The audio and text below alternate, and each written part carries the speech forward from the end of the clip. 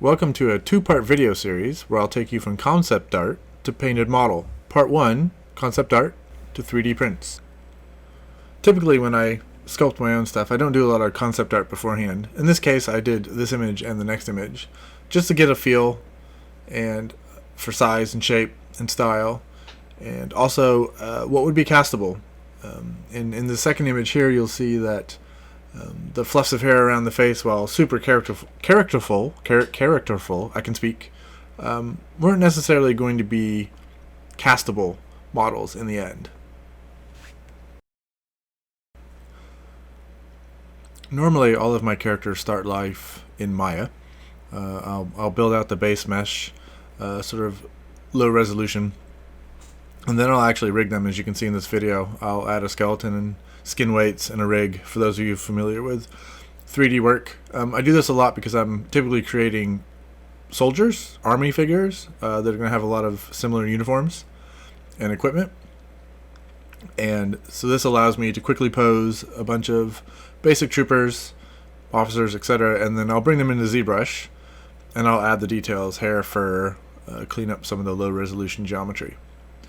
And then as I go, I build up a kit of parts. You can kind of see some stuff sitting in the background here. As I build each new pose, I'll build different hats and different packs, and then I'll mix and match those to give each of the soldiers in the unit some personality and a difference between them, so they don't all look the same. So again, I'm just posing here, so it's not super exciting. I use Maya. You can use Maya LT. You can use Blender, etc. Now we're in ZBrush. Just to show you that, this is where I go in and add the details, increase the resolution of the mesh, sculpt the hair, etc. Fix pants and creases and all those little bits. And this is where I build sort of the final model that will 3D print.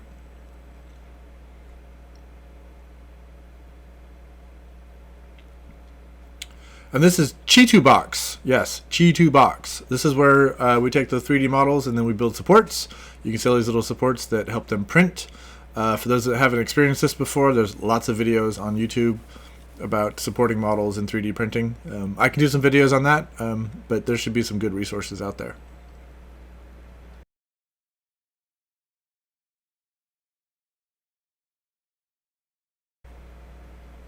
So most of my printing right now is done on a Phrozen Sonic Mini 4K. I have 6 of these.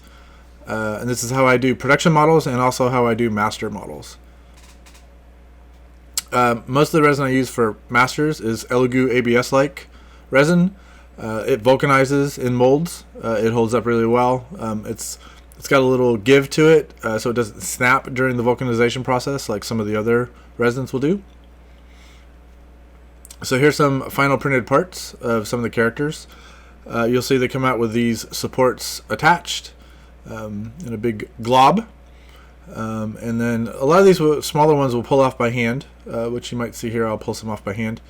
And then some of them you take off with the clippers. And what I typically do is leave the little nubs sometimes that the little supports leave behind, and I actually file those off from the metal masters. So these are going to get molded. We'll make metal masters. I'll clean those up, and then we'll make a production mold. Typically, these masters don't survive the master molding process. They'll snap, they'll break, and that's more actually from removing them from the mold than the actual process.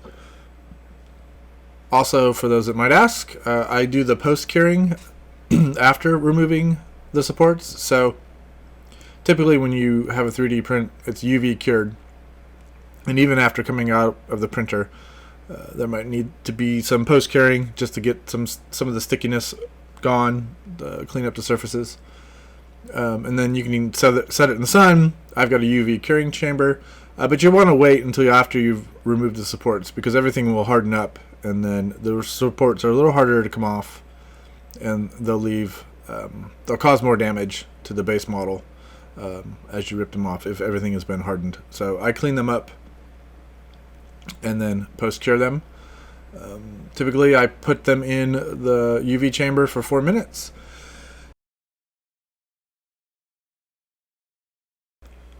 Yes, my fingernails, and I think you call those my cuticles, hopefully cuticles, hopefully I didn't say something wrong, are beat to hell. Making minis is tough on the hands. Alright guys, that's part one. I just wanted to go through some 3D modeling in my process, just super quick, so that you guys see that it is possible to model digitally, 3D print, and vulcanize those and get metal models. You don't have to go to resin or do anything like that. So part two will be more the meat of this, where we talk about mold making a little more, when you're using 3D prints, resin models, getting them, the best materials to use, etc. So part two will be coming soon.